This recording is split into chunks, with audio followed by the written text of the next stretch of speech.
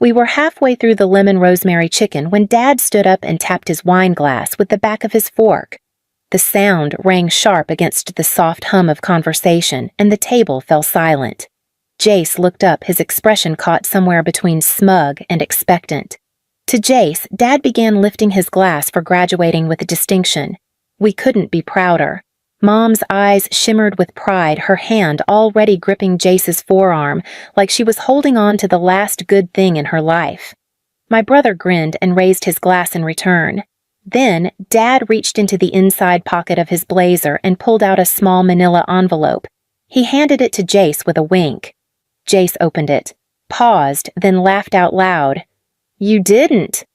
"Oh, but we did," Dad said. "It's the deed. The house on Ashwood Lane. It's yours now, son." There was a beat of silence where even the air felt stunned. Then Mom clapped her hands together and let out a soft, breathy, "Oh, Everett," like he'd just proposed to her again. Jace looked at me across the table as if expecting me to say something. Congratulate him. Cheer. I swallowed a chunk of dry resentment and forced a smile. "That's amazing, Jace." Dad turned toward me, then still holding his glass, still standing. "As for you, Callista," he said, "rent's due starting next week. $800 a month. You're an adult now." I blinked. My fork slipped from my fingers and hit the plate with a small metallic clang. "What?" He didn't flinch. "You're 22.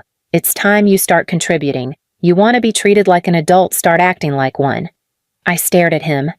"Why do I pay while he gets gifted a house?" His eyes never wavered. "Because he's worth it."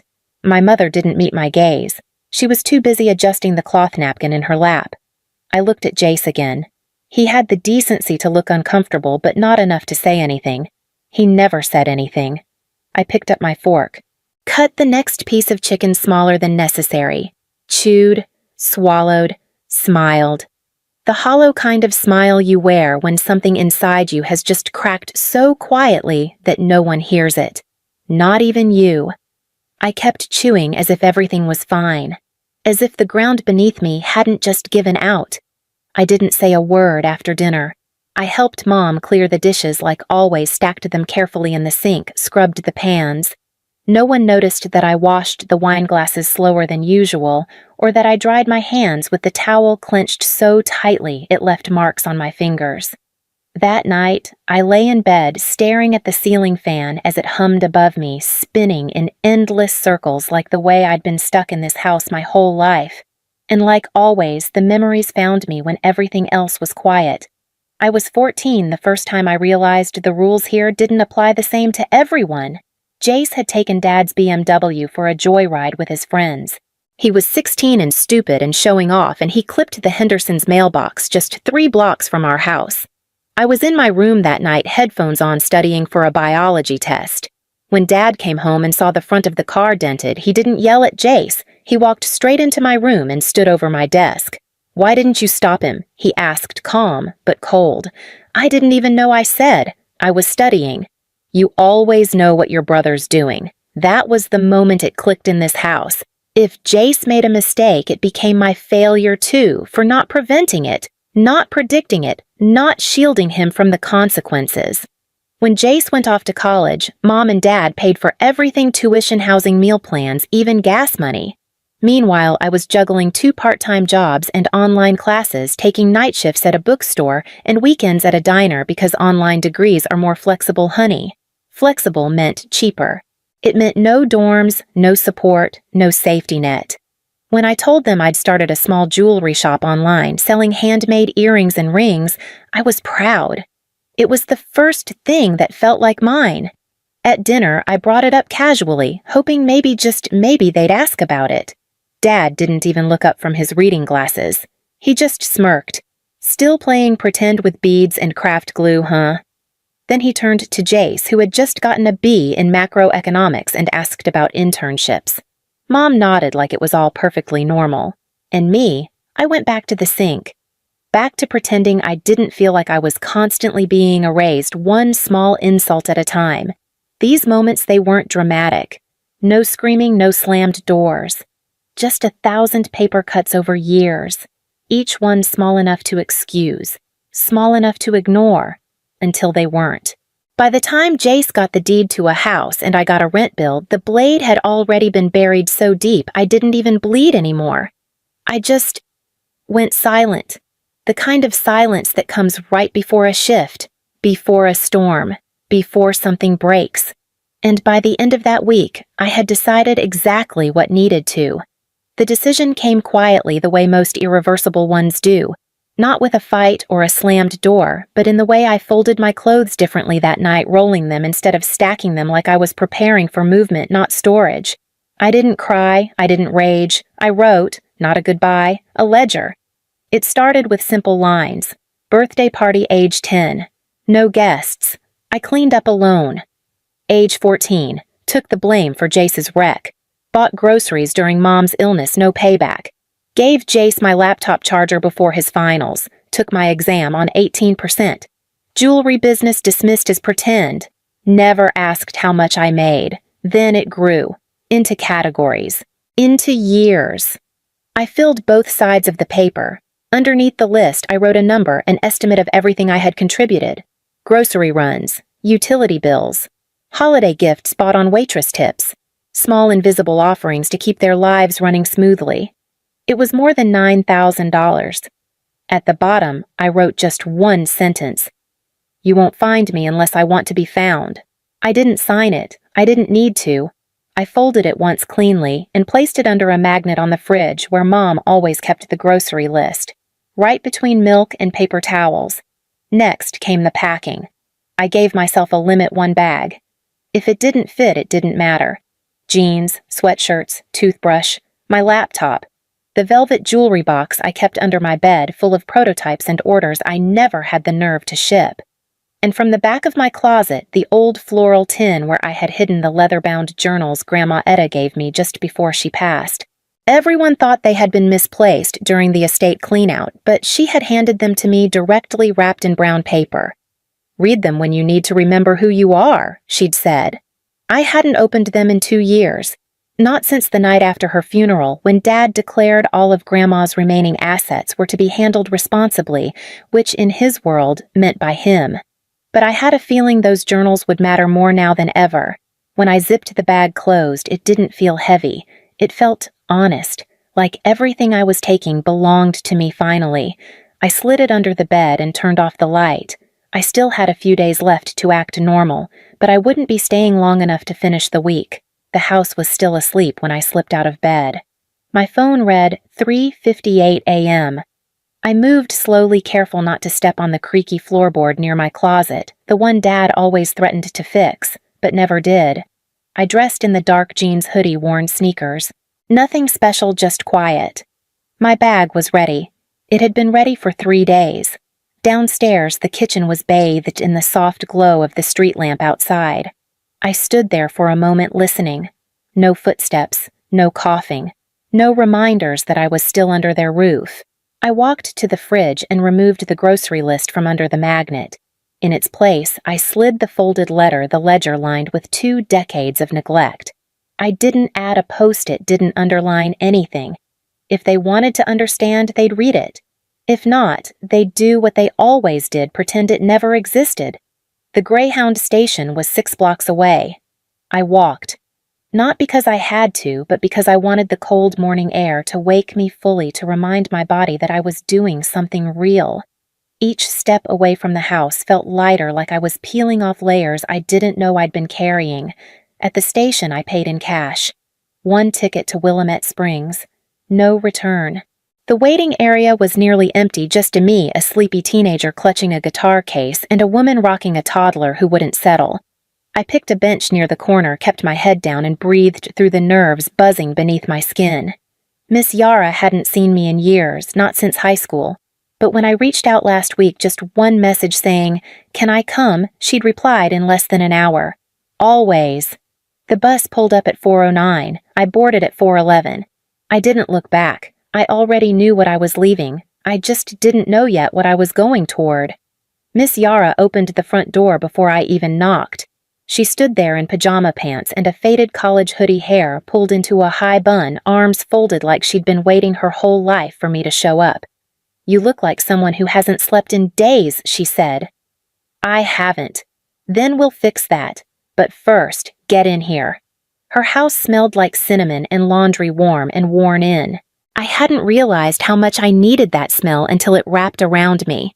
She made tea the same kind she used to sneak into the guidance office during finals week when I was 17 and spiraling. No questions at first, just warmth and space. But after the tea, I told her everything. From the graduation dinner to the rent demand to the letter I left behind. She didn't interrupt. She just listened, nodding slowly, eyes steady. When I finally stopped talking, I pulled out the journals. They were heavier than I remembered.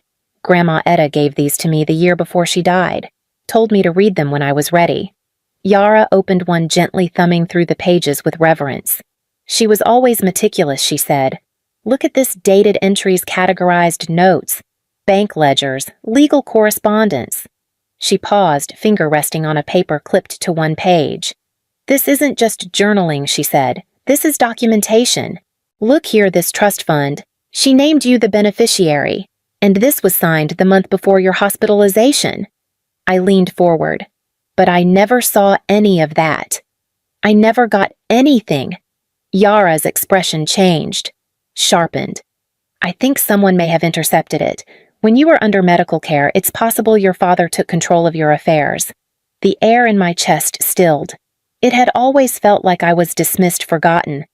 But this was something else entirely. This was theft. Saul Halberg didn't look like the kind of man who took on family fraud cases. He wore hiking boots with his suit and kept granola bars in the side pocket of his briefcase.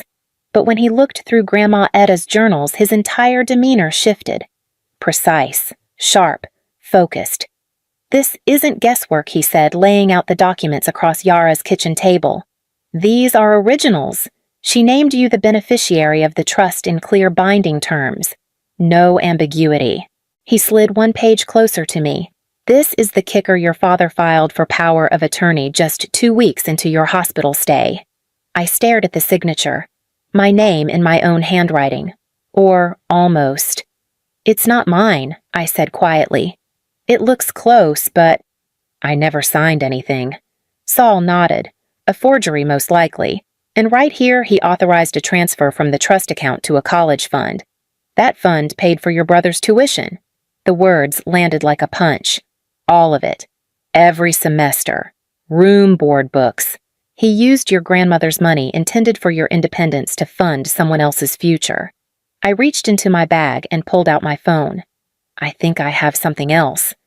The voicemail had been buried in my inbox for a year, saved out of a strange, unsettled instinct.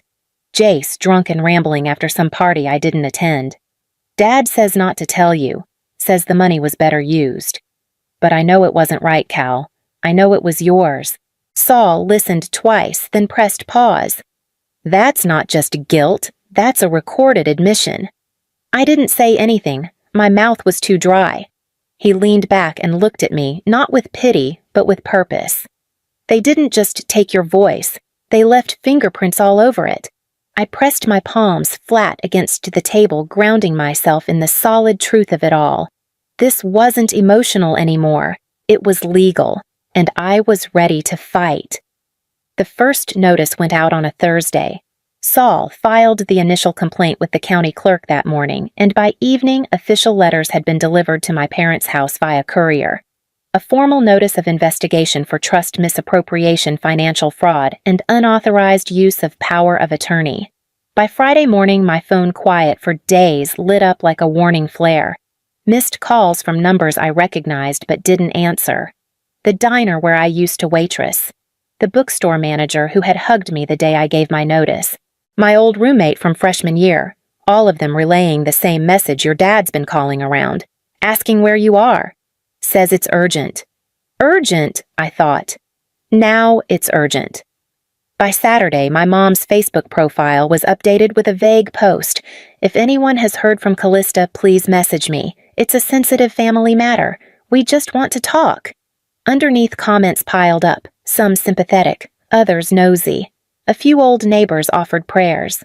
One asked if I'd run off to get married. I didn't respond. I wasn't interested in putting on a performance for the audience they always seemed to care about more than me. Then came the real rupture. Late Sunday night, Yara knocked on my bedroom door with her phone in hand. "You need to see this." A local news report already circulating online. Prominent businessman's son arrested in DUI incident. The mugshot hit me harder than I expected. Jace, glassy-eyed, hair-messy expression, empty. The report said he had driven through the outdoor seating area of a cafe near campus, knocking over 3 metal tables and a bike rack. No injuries. Charges pending. Public intoxication, destruction of property, and resisting arrest, Yara read aloud. For a moment, all I could do was stare at the screen. The golden boy wasn't golden anymore. I remembered every time I'd heard Mom say Jace is under pressure. Every time Dad excused his mistakes with, "He's just figuring things out." And I remembered every time I had to be the stable one. That stability was gone now, not just mine, theirs. The house I left behind had always looked perfect from the outside. Pressed lawn, coordinated curtains, smiling Christmas cards. But now the cracks were showing, and for the first time I wasn't the one expected to hold it all together. Saul said I didn't need to be there, that we could handle everything through legal channels, but I wanted to look Everett Marin in the eye when his world tilted. We arrived mid-morning. The lawn was uncut. The porch light was still on from the night before. The house felt like it had stopped pretending to be perfect. He answered the door in slacks and a dress shirt but no tie. His sleeves were rolled halfway, like he was halfway to being the man he used to be. He didn't greet us. "You brought a lawyer," he said flatly. "No," I replied. "I brought consequences." We sat in the living room, though I stayed standing. Saul placed the file on the coffee table papers, clipped tabs marked voice recording transcribed and ready. "You know what this is," I said. "Grandma's trust. The forged power of attorney, the tuition money, my signature you faked, my future you redirected." He glanced at the file but didn't open it. "You think this makes you strong?" he asked. "No. Living through it and still being here does." He laughed bitter and small. "You always thought you were so clever. Just like Etta. Always digging, always judging." I felt the heat rise, but I stayed steady. She believed in me. "You didn't." "She scared the hell out of me," he said suddenly. "Just like you. I couldn't stand how much you reminded me of her." He looked away down at the rug, and for a moment I thought he might say something real. But he didn't. "I want a signed confession," I said, "and a public statement acknowledging what you did to me and to Grandma's estate. That's the only way this ends quietly." His mouth twisted like he was about to argue, but he didn't. He nodded. Once. It was enough. For now. Saul collected the file and I walked out without looking back.